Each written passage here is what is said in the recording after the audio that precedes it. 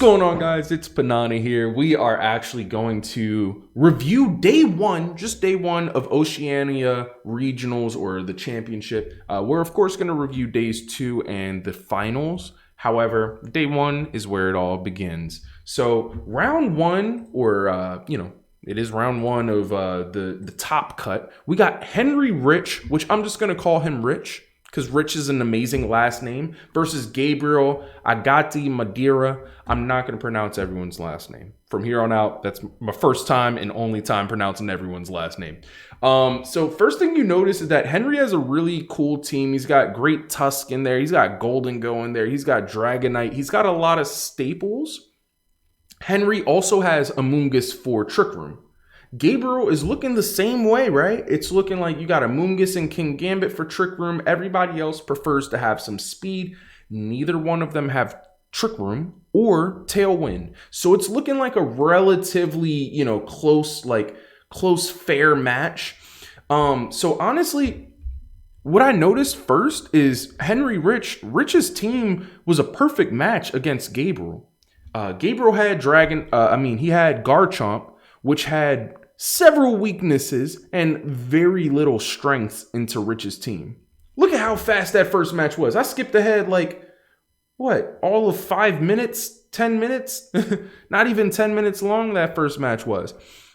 And so basically, this made it really tough for Gabriel to win, because if you look at the team, right, Garchomp is weak into everything in the Henry's team. Which means Rich only has to plan for 5 out of the 6 Pokemon. And Amoonguss is not super threatening. So it's like, Arcanine is a support Pokemon. So basically, Rich just had the better team. And nobody in Pokemon, as we all know, nobody in Pokemon truly has the better team. Nobody's team really is perfect. But sometimes your team just outmatches another team. So, honestly, straight up, I'm just going to keep this one short and sweet. I'm not going to say it's not worth watching. I think pretty much every round in this was worth watching. I kind of enjoyed every round. But straight up, Rich's team was just way better than Gabriel's team. So I just felt like Gabriel had a hard time. Rich easily won 2-0. This match made me actually wonder if Rich has the best meta team. It's day 1. I'm like, oh my God, does Rich have the best meta team? Like, he just demolished somebody who's been doing great within the tournament. Obviously, Gabriel is a great player. I'm not saying he's bad, but, just bad matchup there. And lastly, to be fair, Gabriel brought Garchomp in the second matchup, which I never agreed with. And Garchomp double missed his rock slide. That was Gabriel, that was God in the heavens telling Gabriel, don't you ever bring Garchomp to a matchup like this again. Because Garchomp, all he could do is if there's a rock slide, there's a way. But Gabriel, his Garchomp double missed the rock slide. So that was just painful to watch, right? Round 2, we got my boy Kimo Nishimura, which I just love that name. Sometimes you see a foreign name and you're like, wow, this is amazing. And we got Meaghan Rattle. I'm going to go with Meaghan. So this was a very interesting match. As you can see, Meaghan has the Trapper, the famous Trapper. Kimo has a very kind of normal team, but it does make you wonder, what is Maushold going to do for this team other than redirect? Meaghan, overall, I just like Meaghan's team. I will say Gothitelle, Arcanine, and Amoonguss don't do a huge amount of damage. And even Dragonite is not it does damage, but it's not that crazy. Which I know y'all are going to be hating in the comments. I love Dragonite, but hear me out. I'm it doesn't have the coverage that it wants to have, right? Outrage is one of its best moves. It has no flying moves that you're going to use. You know what I mean?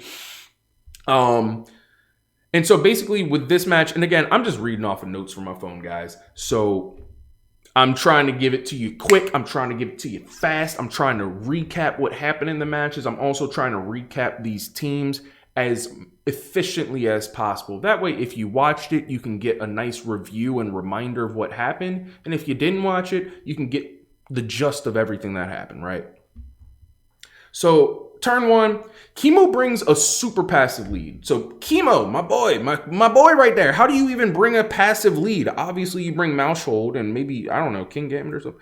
He brings a super passive lead with mouse hold, and Meaghan takes full advantage of that on the first two turns. On the first two turns back to back, Meaghan is taking advantage. You know they're in the lead. Meaghan played a slow and methodical battle, which was really cool to see. She used Pollen Puff to heal her Dragonite multiple times throughout the first game. On turn 3, Amoonguss not only was Pollen Puff in the Dragonite, but it was also putting Fluttermane to sleep. So, like, very methodical, very slow game. Kimo's taking their time. They're like, look, I'm going to get my knockouts, but I'm also going to put you guys to sleep and make it so you can't do anything to me. Meaghan has a clutch Arcanine swap during a Dragonite against Dragonite fight, because, you know, both of them had Dragonite. Meaghan actually swaps and gets an Intimidate on the other Dragonite. So, you know, if one Dragonite's weaker than the other one, then obviously we know who wins. Also using Amoonguss to take hits from the other Dragonite. So Meaghan maybe did like a double swap, got the Intimidate, got Amoonguss to take some hits. Honestly, Meaghan, I wrote down, Meaghan looked, all capital letters, scary in this matchup. Meaghan looks scary in this matchup. Good God almighty. I hope I'm pronouncing your name right, because I can only imagine if somebody was mispronouncing my name and just kept saying I was so good, but they were mispronouncing my name. It's kind of bittersweet, right? But great job, Meaghan. Meaghan looked like Bruce Lee. I wrote that down. I was like, Meaghan looked like Bruce Lee, just striking before you can even see what's happening. And that was just in the first round. So in round two, they did switch it up a bit. Actually, no, they didn't. Round 2, both players chose the same exact lead. Kimo uses his Terra Dragonite again, but had the same issues where it needed to do a bunch of swaps and stuff like that. Meaghan had safety goggles on Mouse Hold, so they were actually able to Super Fang Kimo's Dragonite. So again, you can see how Meaghan is kind of winning that Dragonite versus Dragonite fight. Meaghan also had Aqua Jet on their Dragonite. Extreme Speed and Aqua Jet. I just thought that was so amazing because Dragonite is such a big, beefy boy. His attack is 134. Fluttermane's attack is 135. Like, her special attack is 135. So the way we all gripe and say Fluttermane is so amazing, Dragonite is stronger technically. He just doesn't have the same amount of stab moves that Fluttermane has. Like, Fluttermane has Moonblast and Shadow Ball and Dazzling Gleam. Man, Dragonite can't hope to have moves like that. But as a Generation 1 Pokemon that came out 25 years ago, you know, like, Dragonite is really holding his own. It's amazing seeing him in these fights. Now, Kimo did play his team a lot differently, and he was able to provide a lot of pressure onto Meaghan's team. Meaghan did call some of Kimo's plays perfectly, but honestly, Kimo got so far ahead just with a couple of early plays that he just kind of ran away with this game here, which is kind of ironic because you're looking at it now and it's like, isn't Kimo down 2-3? And it's like, yeah, he's down 2-3, but look at that. Now it's 2-2. So Kimo had speed, he had the advantage and things like that. So round 3, Meaghan went with the same exact lead. Why would Meaghan do such a thing? Round 3, Meaghan goes with the same exact lead. But Kimo went more offensive with Fluttermane and King Gambit.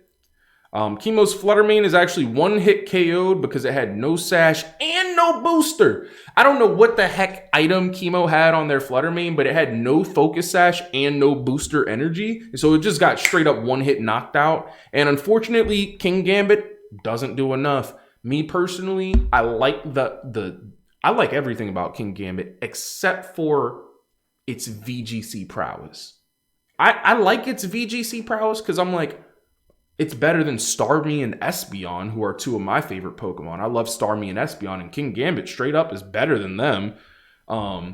But this is King Gambit's debut generation, and I'm like, is King Gambit better than Starmie in their debut? Not really. I mean, maybe around the same. Anyway, I digress. King Gambit didn't do enough. Fluttermane got one hit KO'd, so you can already see where this is going. Meaghan, of course. Oh, wait a minute. Hold on. Yeah, so Kimo does get a nice little revenge kill with his Iron Bundle. And it looks like ultimately lost my place in where I was. But yeah, it looks like ultimately Meaghan bring... Yeah.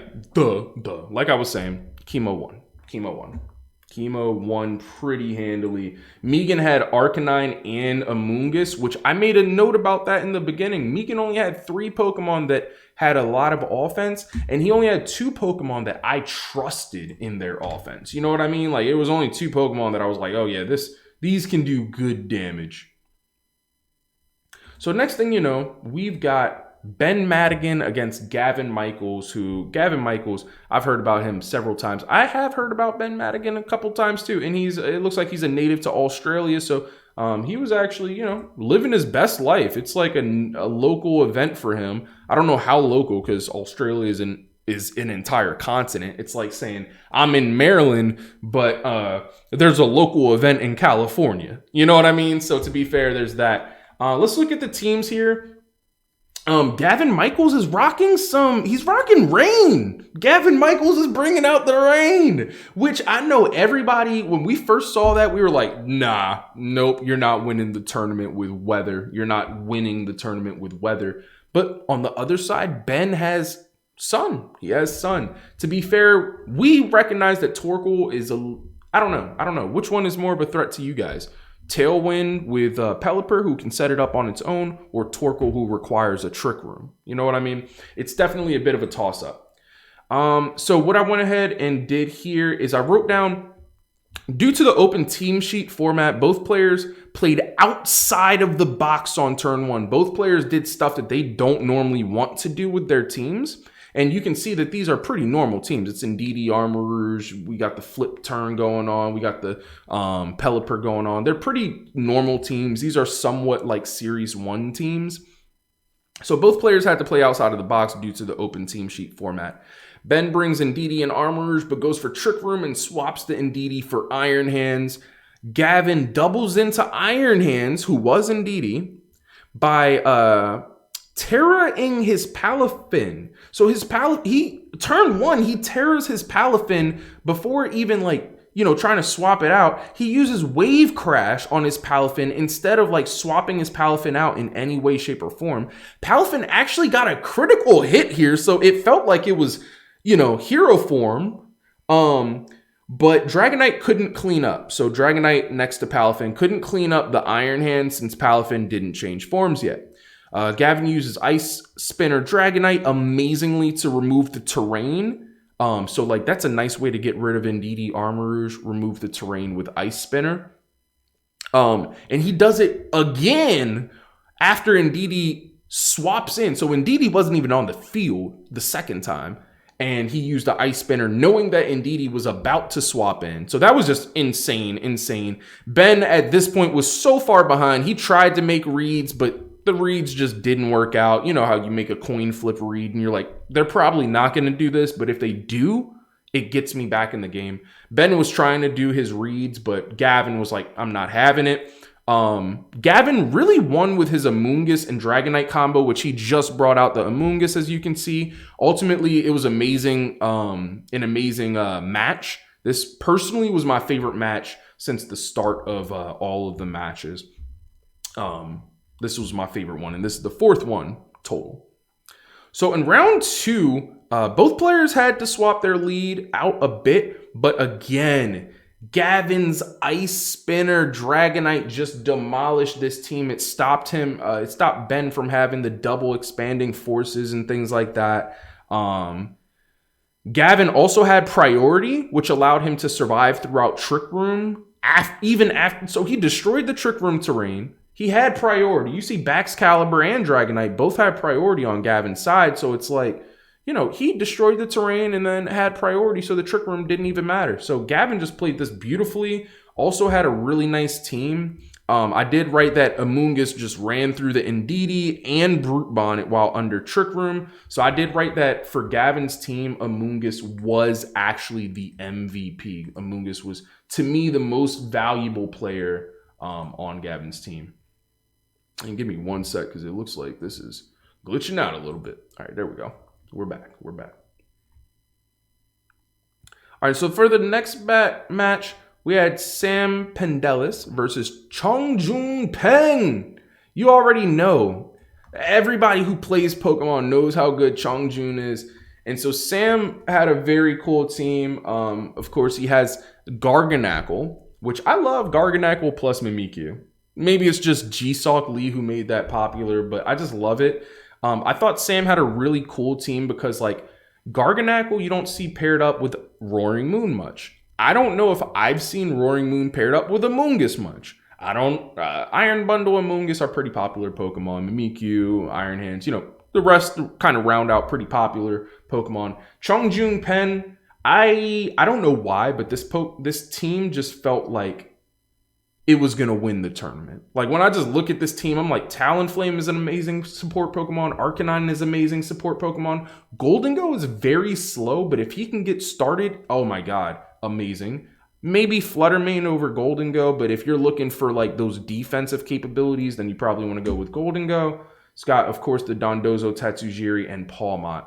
And Palmot is just an interesting Pokemon who, like, we've always wanted Palmot to, like, just do so much more, right? Palmot is so good, but it's like, can you do a lot more? Like, is it possible, Palmot, that you can just do a lot more than what you did before? So in this match, Sam has low speed and no speed control other than Icy Wind. He didn't have Trick Room, didn't have Tailwind, and so it was really tough automatically for Sam to win based on the fact that he has low speed and he has Garganacl, Garganacl is very predictable, right? So what I wrote down in this match is it was an amazing back and forth game. I was regularly pausing, telling my partner to watch the game. I was like, babe, are you seeing this? Are you seeing this matchup? This is insane. So maybe I need to rewatch this myself. But Garganacl does win. Garganacl does win it out, despite all the crap I was just saying a minute ago. So Sam positioned it perfectly. Only few Pokemon can really defeat Garganacl, right? If you can't double up into Garganacl on a turn, if you can't afford to double up into Garganacl on a turn, unfortunately, it's pretty much over. It's pretty much over because you're not going to KO it by just attacking it with one Pokemon. Never. You're never going to. Even if you get some crits, it's like you're pretty much never going to KO it by attacking with one Pokemon. Round 2, we saw Roaring Moon with Terra Flying, which isn't super unpopular. It went crazy, though, defensively and offensively. Sam actually brought the Tatsujiri both games, and in game 2, it took a nice Iron Bundle Hydro Pump. So Tatsujiri, it's twice resistant to Hydro Pump, so it was able to swap in on that, which not a lot of Pokemon can take an Iron Bundle hit for like 10% health. So to see that from a Tatsujiri, the little shrimp of all things, was really amazing. So it did take a nice Hydro Pump, but of course the Tatsujiri is KO'd quite early after knocking out Roaring Moon. Pretty good though. Sam had Booster Energy on Roaring Moon, which increased its attack. So even though he had Iron Bundle, it didn't have more speed than Tatsujiri because, Iron Bundle could have the Booster Energy, but since he opted to have Roaring Moon have the Booster Energy, Iron Bundle wasn't as fast as Tatsujiri with Scarf. Towards the end, we saw the tides actually shift for Sam. Like, Sam was looking like he didn't have enough speed to win this match out, and it looked a little scary for him. So he did end up winning 2-0 with just straight up an overpowering strategy. Both players made coin flips, and Sam ultimately won out. I think it was just a really interesting game where neither one of the teams was better than the other, but it was like, are you going to predict what I'm going to do? here? And are you going to try to stop what I'm going to do here?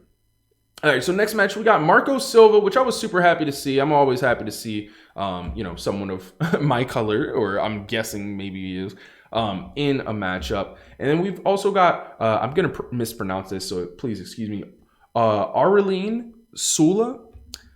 This was also one of my favorite matches. I just paid a lot of attention to this match, honestly. Like I said, I had a little bit of biases in this match. I was just paying a lot of attention. I thought both of them had really cool names as well, so I was just happy to see this match. So round one, Marco taunts the mouse hold with his taunt, while T-Tar goes for a crunch. Golden Goat uses a Steel Terror to avoid the crunch, and Mousehold got a baby doll eyes off on T-Tar. So turn one, Aurelien was in an amazing spot. Turn two, he cleaned up T-Tar. He got great damage onto Talonflame, which Marco brought to taunt the Mousehold. Who, of course, Talonflame, since it taunted first turn, it had to Tailwind the next turn.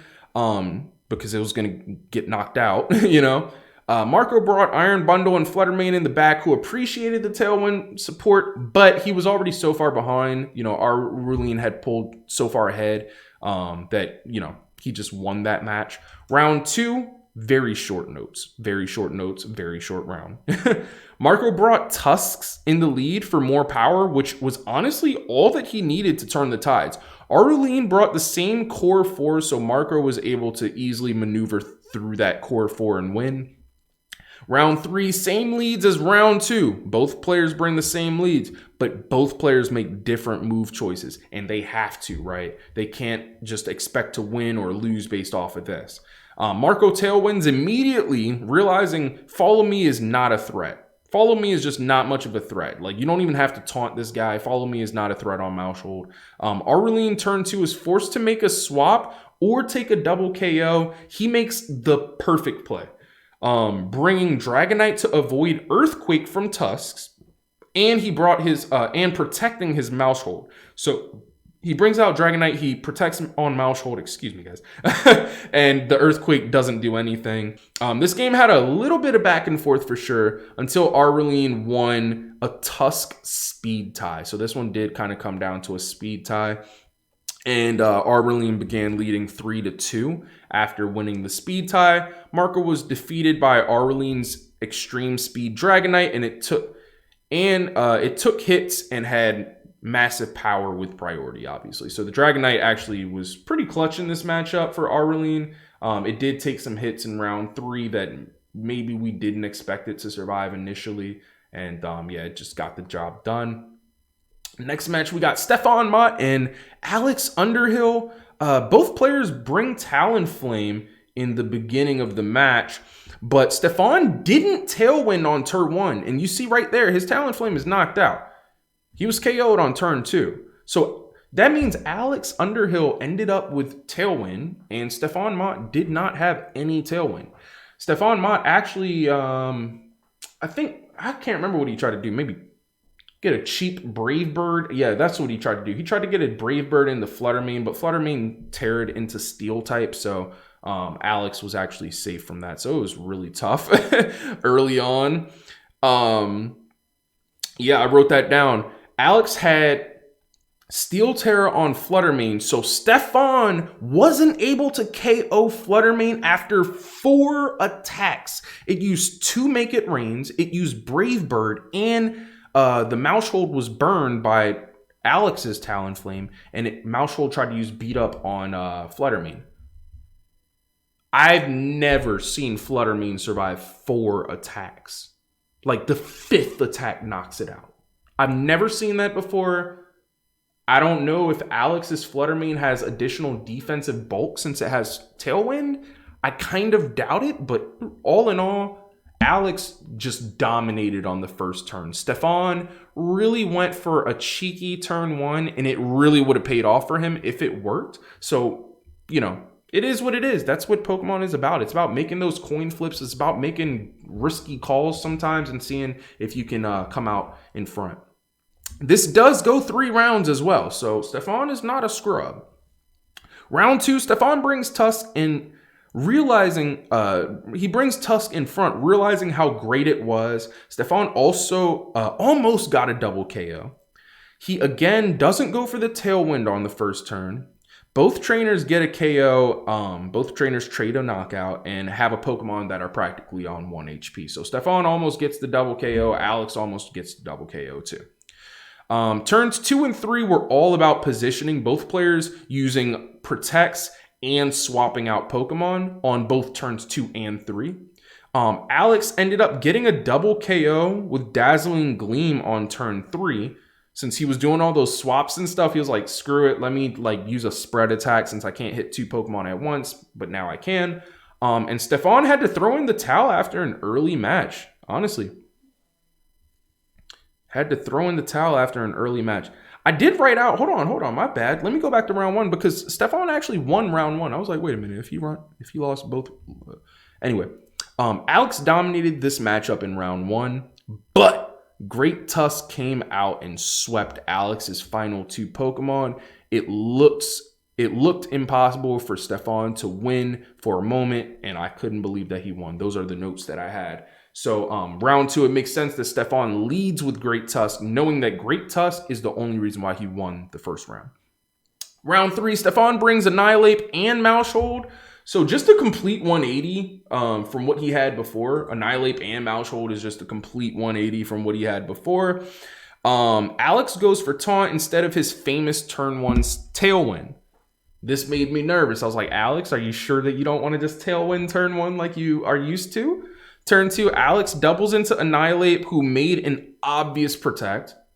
Obviously, Annihilate was going to protect after his bulk up.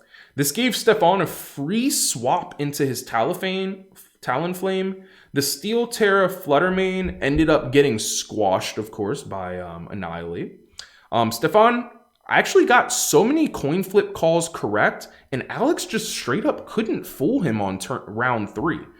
So you saw how round 1 and 2 went. Like, Stefan was like rapidly, like his brain was just going crazy. He was like, okay, I saw what was good in round 1. I saw that I lost. I know what to bring in round 2. I'm going to win. Round 3, I'm going to get these coin flips right. You know what I mean?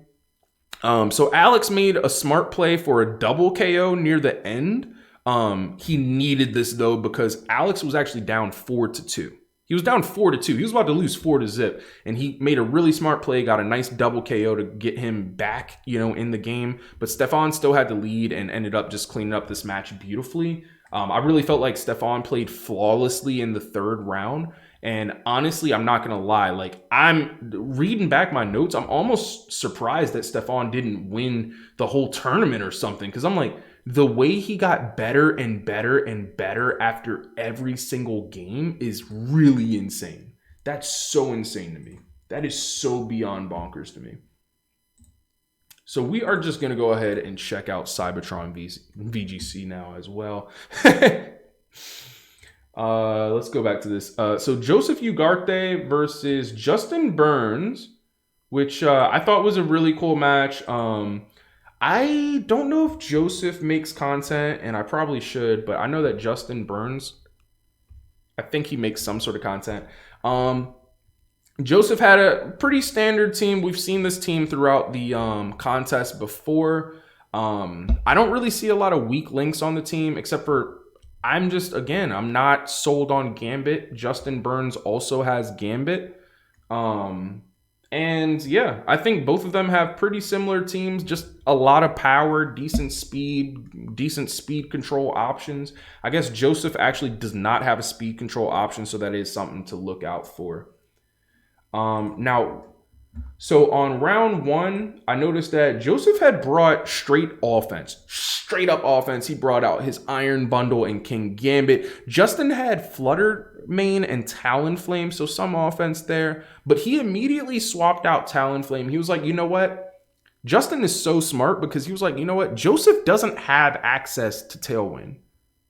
So why do I need a Tailwind if I have speed on him, right? So Justin swaps on out.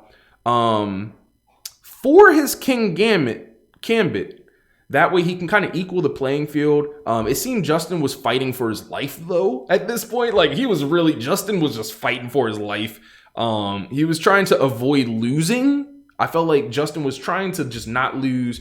Joseph was in the lead for like the entire match. And then to make matters worse for Justin, Joseph later in this game ended up getting a very lucky freeze from Freeze Dry Iron Bundle onto Justin's Great Tusk. It's probably this turn right here that you're about to see. And so, of course, Joseph ended up taking the dub pretty nicely, pretty handily.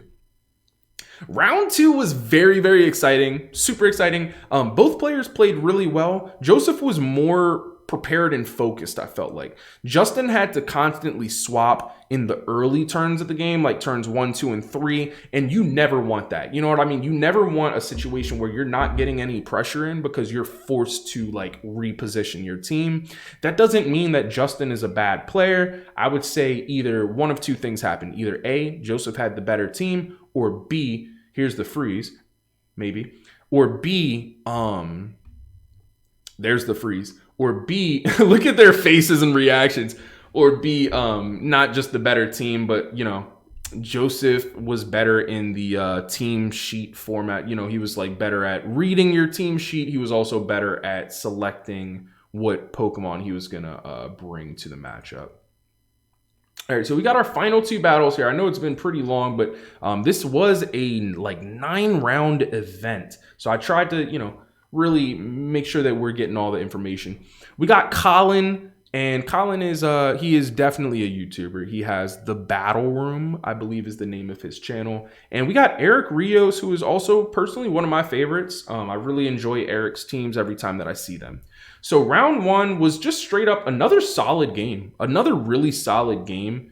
It was a great back-to-back, like back and forth to start. Eric got 2 free nasty plots though. Eric got 2 free nasty plots. Like, y'all aren't hearing me. He got 2 free nasty plots in one game after burning Collin's King Gambit, as you can see, and just leaving it on the field to do no damage. King Gambit wasn't doing anything this entire game after it got burned, and Eric was like, screw it, I'll just nasty plot. Because Eric actually had leftovers on his Golden Go. Leftovers, protect, nasty plot, make it rain, and then, I don't know, Shadow Ball or something. So after the back-to-back perfect calls from Eric, he was obviously just so far ahead, there was no way that he could lose. He clearly wins round 1 because he gets 2 free nasty plots. Round 2, though, Collin was an absolute menace. Collin was an absolute genius in round 2. He brings Gambit and Mousehold to use Follow Me and avoid the burn on Gambit. You see what the problem was. Gambit couldn't do any damage last time. Now look at that. Follow Me avoiding the burn on Gambit. Look at that Will-O-Wisp going right into the Mousehold who doesn't care about it. Because Mousehold had Super Fang, so it's not like it had any physical attacks that matter. Eric eventually did get the burn onto after taunting Mousehold. So Eric used Will-O-Wisp, taunt, then Will-O-Wisp again, and was able to get that. And by the way, I love taunt on Talonflame. I think it's just such a great move. Eric again. Oh my god. After burning the Gambit, he got another 2 free nasty plots. Disgusting. Collin gets a clutch critical hit though. He got a clutch critical hit though to actually mop up the Golden Go through the burn. So I know Eric was so sad about that. Like, you finally burned the King Gambit after like 3 attempts, and then you just get critical hit by the Gambit. Like, how terrible, right? Eric had a Hydro Pump miss as well.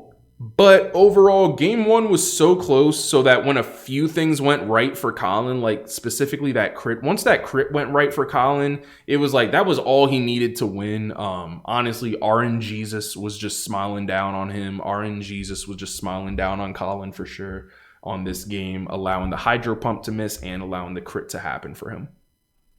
Round 3 had both the same leads as round 2. Collin's thinking, hey, I won round 2. Round 1 was very difficult for me.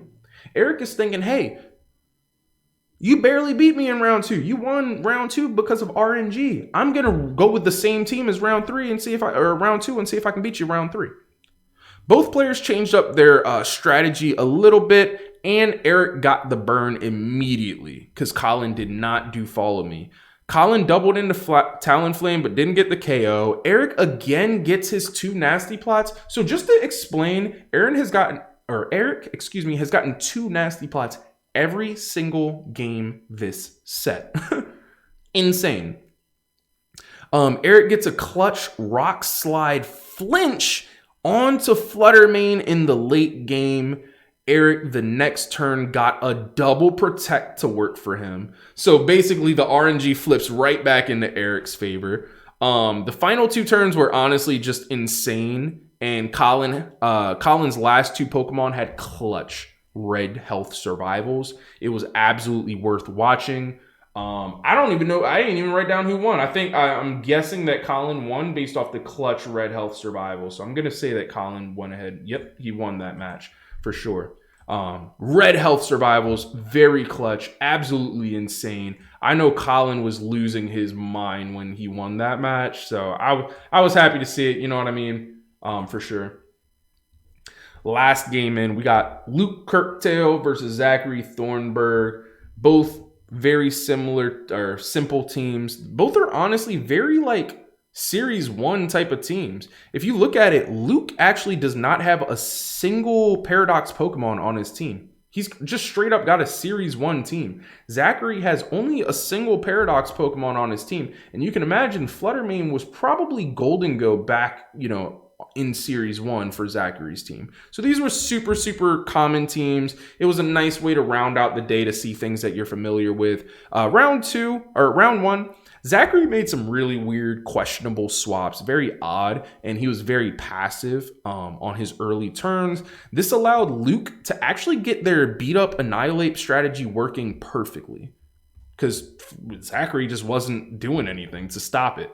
Zackary played very methodically and honestly just never panicked. Zackary picked obvious plays. They were pretty obvious plays. I knew in my heart of hearts Zackary was going to do what plays he did, but they were always the right play. He also timed his Steel Terror on Fluttermane perfectly. So you know how sometimes somebody might protect or bait you into using your Terra? Zackary was not baited into his Terra. He used his Terra perfectly, and it just worked out for him really well. I was a bit worried for him once the Annihilate got going, but it seems Zackary clearly just had a plan the whole time. He was not worried about the Annihilate. Round 2, Luke has the same lead, but Zackary brings more power this time. Zackary brings even more power. Not like the last time wasn't enough. I did say he was very passive last time, so he brought more power this time. He brought Golden Go and Fluttermane. Both trainers trade a KO turn 1, Annihilate for Fluttermane. This time, Zackary didn't bring Dondozo and Tatsujiri, but Luke actually did. So round 1, Zackary brought Dozo. Round 2, Luke brings Dozo, right? Zackary uses... This was the most disgusting strategy I've ever seen in my life, and everyone needs to see it right now. So Zackary uses Skill Swap on Meowscarada. So now it takes Dondozo's ability. So now Meowscarada no longer cares about the boost that Dozo has. Meowscarada does not have Protein. It has Overgrow. So it doesn't even give Dozo Protein. Then Zackary uses Psych Up on Sylveon. So he has Meowscarada and Sylveon out. He uses Psych Up on Sylveon to actually copy Dondozo's stats. So Meowscarada doesn't care about Dozo's stats. Sylveon just copied them. And then uses Skill Swap from Meowscarada to Sylveon. So now Sylveon has Unaware. So Sylveon has Unaware, all of Dondozo's stat boosts. And yeah, Sylveon basically becomes Dondozo. It was the most insane strategy I've ever seen defeat a Dozo. And I'm sure people have used it once before. But it was beautiful. It was beautifully executed. And it's scary because you have to use multiple turns to get that strategy to work. But it freaking works. It's there's nothing that a Dozo can do to really stop that, honestly. Because you have speed and you're just stopping him. So yeah, that was those were the matches. Those were the matches. Some of my favorite ones again was the Gavin Michaels one, and I really enjoyed the end of this match just because I really enjoyed how that Dondoza was taken care of. We are going to have a round 2 video. We are going to have a finals video. They should hopefully be a little bit shorter because round 2 and finals are going to be a bit shorter than this. But aside from that, if you guys enjoyed the video, definitely leave a like, definitely leave a subscribe, and comment to me. If you have a rental team from this, I'm looking for the rental teams. So let me know if you got a rental team from this matchup, or let me know what you thought about the matchups. Let me know if there was any underrated Pokemon, any overrated Pokemon, any Pokemon that came out but didn't perform. Me, I would say King Gambit was overrated. But all right, guys. Peace out. It's Panana. Please enjoy the rest of your day. All right. Peace.